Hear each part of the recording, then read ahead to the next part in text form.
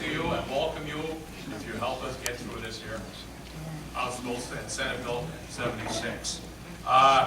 You know, like I said, this representative was saying about the IFO report doesn't jive and this and that. They've been going through all the malarkey and everything about going. Well, I'll tell you what. The group of realtors came up. This is the Anderson report. I think Chuck, you'll be able to speak on this. They come up with it and says how this could work. Okay? So I want to thank you. So we're going to move on. Oh, by the way, I just want to point out to you, heard the paper, 184 people's homes are up for sheriff's sale. That's only here. From 40,000 in the state of Pennsylvania. And now we're going to move on to our speaker, Mr. Chuck Leidig. Mr. Chuck Leidig is currently serving as the campaign manager for Real Reform 76. Chuck Leidig is leading the grassroots movement across Pennsylvania to move Senate Bill 76.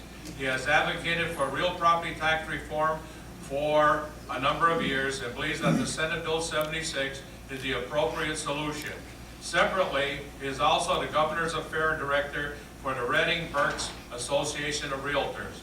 In that capacity, he conducts policy, research, and analysis, organizes and manages the grassroots advocacy program, and communicates with elected officials and related organizations.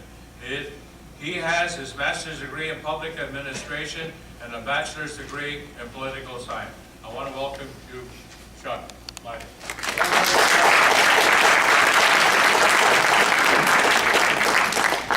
Good evening. Good evening. Good evening. Yeah, all right. It's a little bit past my bedtime. I don't know about you guys. So I'm gonna go forward with my presentation. No, you just woke everybody up. I woke myself up doing that. So, no kidding aside, a lot of what I do with Real Reform 76 is traveling Pennsylvania, educating people about what Senate Bill 76 is all about. Earlier this morning, I was in Wyoming County and also in Sullivan County. There hasn't been a part of Pennsylvania that I have not been in, so when I say that I haven't really caught up on my sleep, I really have not caught up on my sleep. But I'm telling you right now, property tax reform is a big issue wherever you go in Pennsylvania. It might be a bigger issue in other areas as it is in other areas, but you'll find that property tax reform is being discussed all across the state. I do have a presentation here.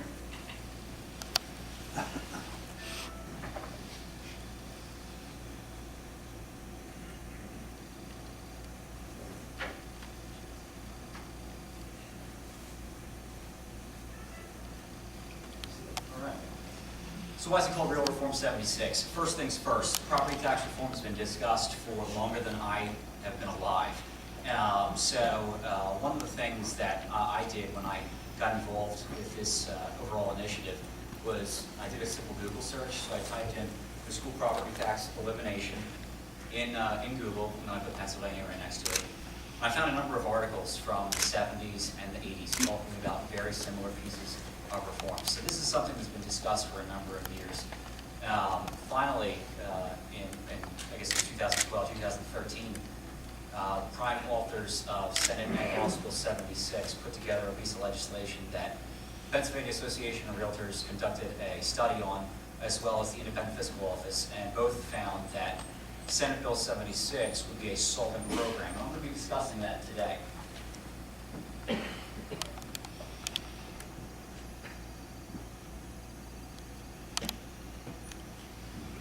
So first things first, exactly what is Senate Bill 76? I'm sure there's a number of people in this room that already know what Senate Bill 76 is all about, but in case you do not know, really what it comes down to, the bill itself is actually pretty simplistic when you compare it to other pieces of property tax reform. As I mentioned, for a number of years, property tax reform has been discussed, and there have been literally countless ideas that have been put forward. Back in 2012, if I'm not mistaken, there was a task force that was designed to more or less examine what would be the most correct, adequate way to be able to fund our schools. And much of what Senate Bill 76 is all about takes into consideration what that task force had designed.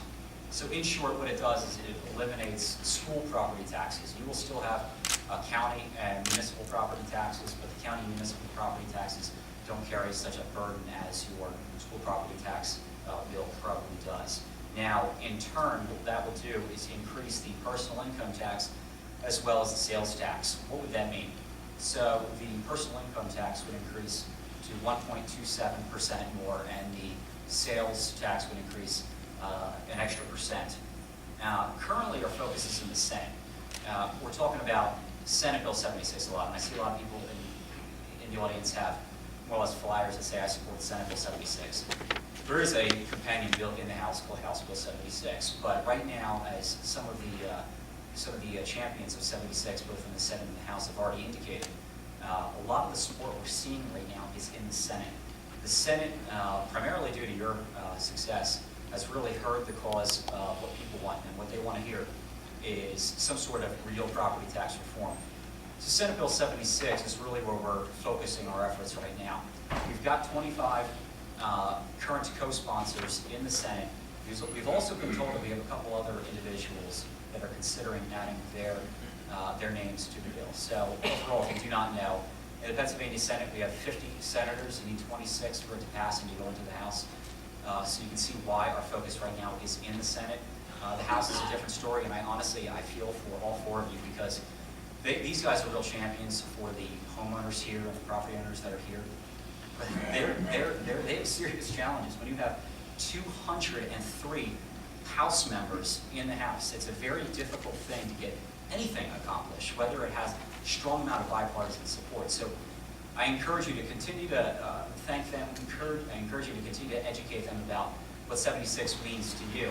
But further, I encourage you, if you like what you hear today about Senate Bill 76, talk to your family, talk to your friends that don't necessarily live in the Luzerne County area. Talk to your friends and family that live outside of the area, where their legislators might not necessarily be co-sponsors of this legislation, because they are the ones that really need to be fully educated on what it is, and more or less encouraging them to contact their legislators to sign on.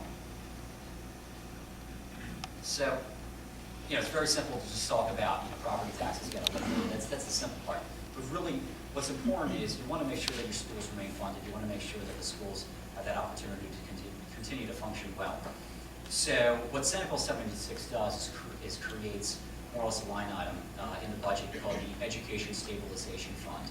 What would happen is the PIT and the sales tax revenues that are collected will go into the Education Stabilization Fund and then get dispersed back to the school districts.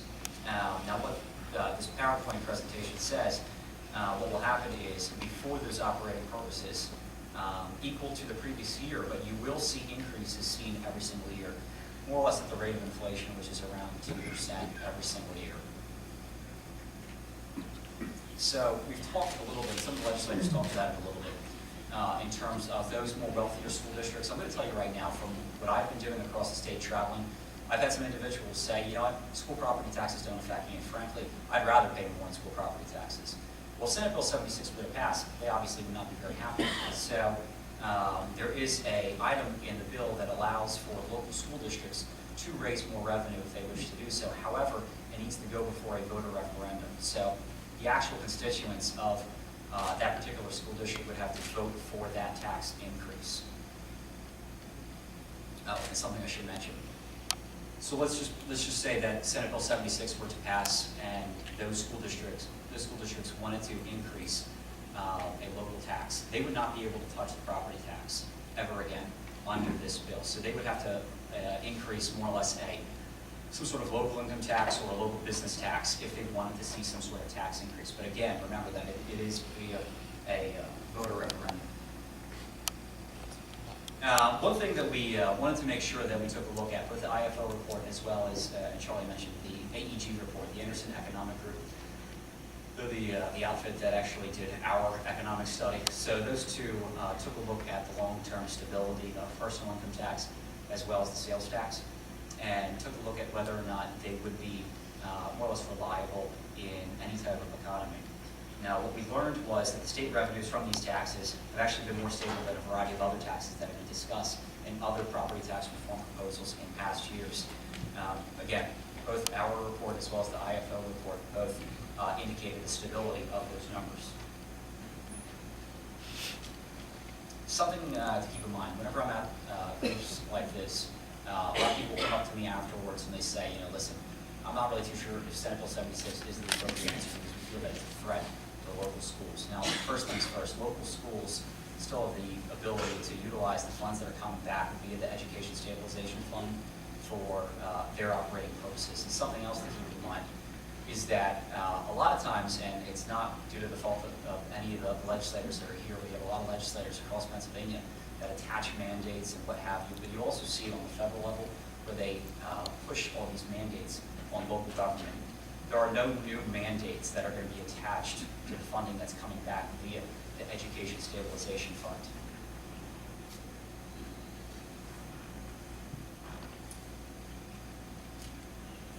So quite often I hear about a $1 billion shortfall in fiscal year 2019. Now, more or less I'm just going to read this to you because when our economists did study this, and when the IFO, the department, Independent Fiscal Office, created the report, there's a lot of discussion about a $1 billion tax shortfall. You can't read this, but I'm just going to read it to you.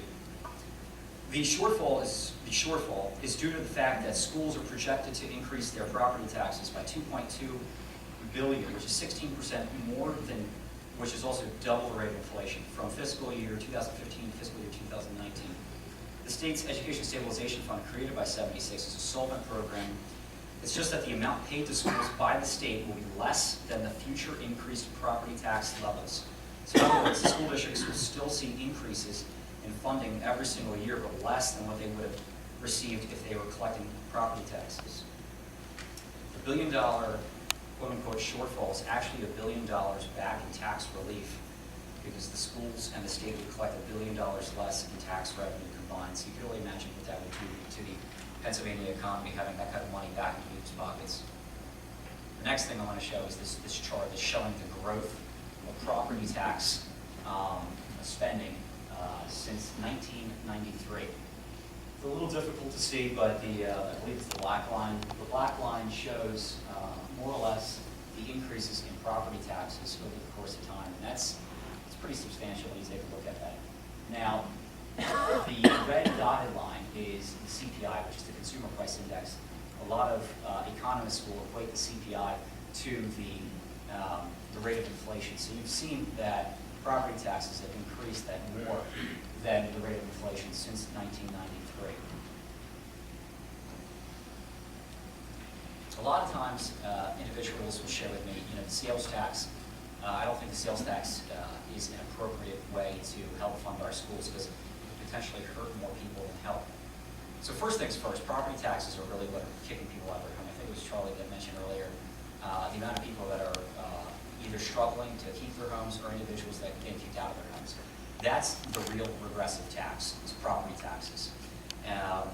So we believe that homeowners are going to save more money by eliminating those property taxes. Now, a homeowner would actually have to spend a significant amount in taxable items to match the amount paid in property taxes. I'll show you something that was done. It was a study that was done by the Pennsylvania Taxpayer Cyber Coalition. They more or less analyzed the numbers. So let's just say that you were to eliminate just $1,000 from your yearly output in property taxes. At a 7% rate, you'd have to spend another $14,000 in sales taxable items to be able to match that $1,000. And so what really is this saying to us? It's saying that if an individual has a lower income, but they end up saving $1,000 in property taxes, I don't really see it unless they're on some TLC TV show or they're shopaholics or whatever. I don't see them spending $14,000 to match what they would have been spending in the mandated property taxes. The big thing is, and whenever you talk to individuals, you talk about how this can spur economic development here in Pennsylvania, but at the same time, what it could end up doing is encouraging more private investment. So if individuals wanted to save for future purchases or just future savings or what have you, this gives them that ability to do so.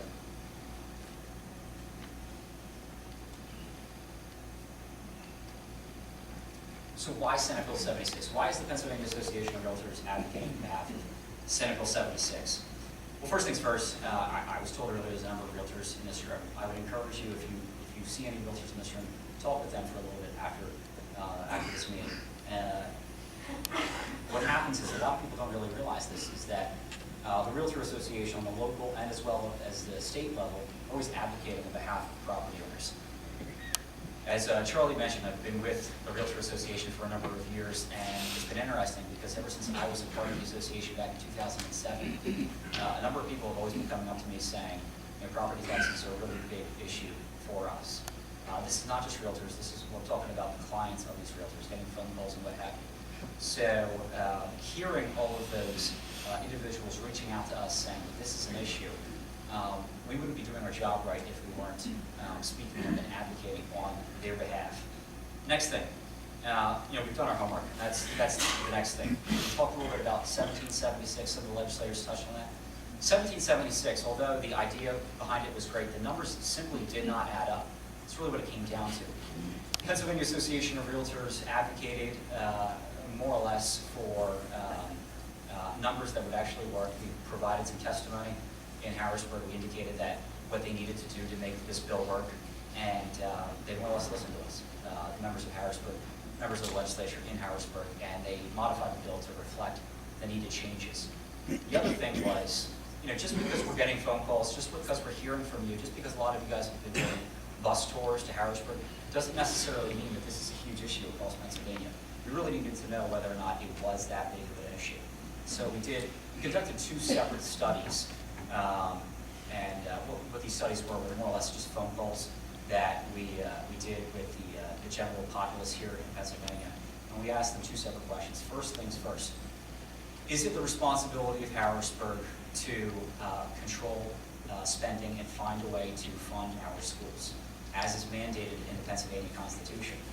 And overwhelming support said that Harrisburg needs to find a way to fund our schools. So that was our first answer. The second thing was,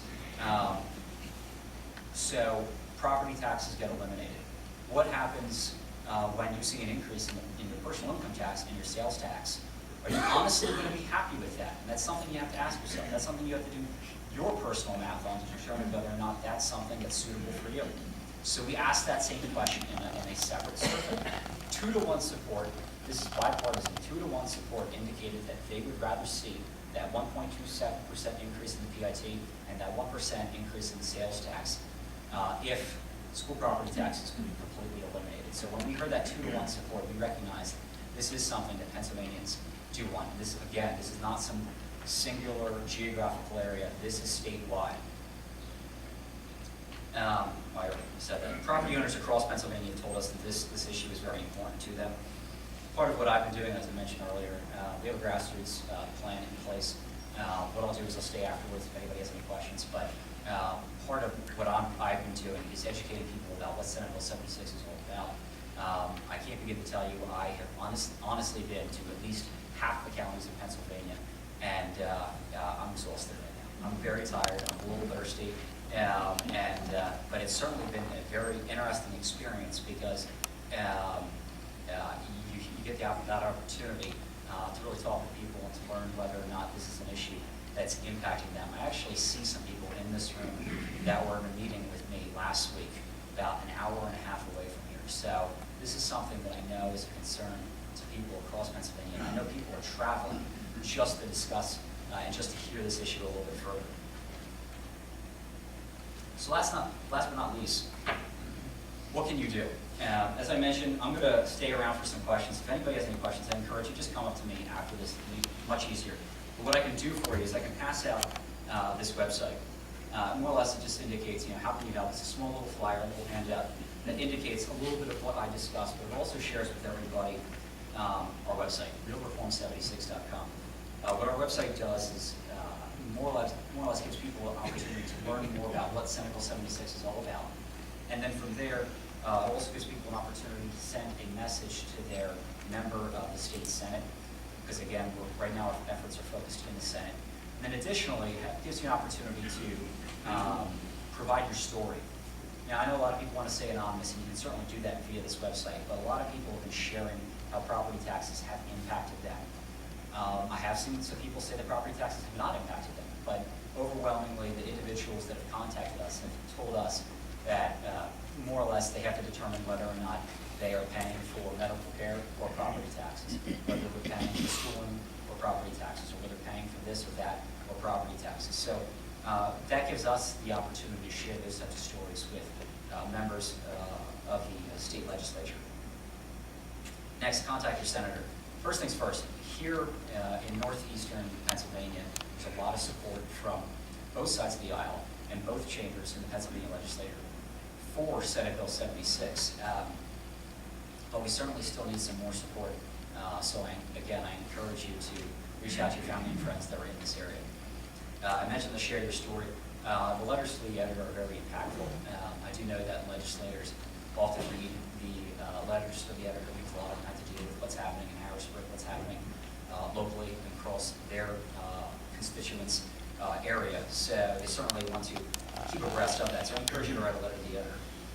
And again, I cannot emphasize how much you need to talk about this bill. If this is something that you like, if this is something that you want to see passed, I encourage you, what you want to do is talk about it with your family, friends across Pennsylvania. Because as much as it's been discussed and as much as I have said it, even though it's an issue that's getting a lot of support across Pennsylvania, it still needs more and more people to really frankly understand what this bill is all about. What I'm going to do is I'm just going to stay up here following. I know Charlie's going to come back up here. So after that's all done, just meet with me privately if you have any questions. What I'm going to do is I have a number of these flyers, but I also have some contact information. If you don't want to ask me any questions one-on-one, just ask for my card. My card, I've got my cell phone and I've got my email address. I encourage you, feel free to give me a phone call. Don't put me on a spam email list or what have you. But I do encourage you just to reach out to me and let me know how this is impacting you. So again, I appreciate everybody coming out tonight, and I'll stay here afterwards after Charlie comes back up here for any questions. Thank you.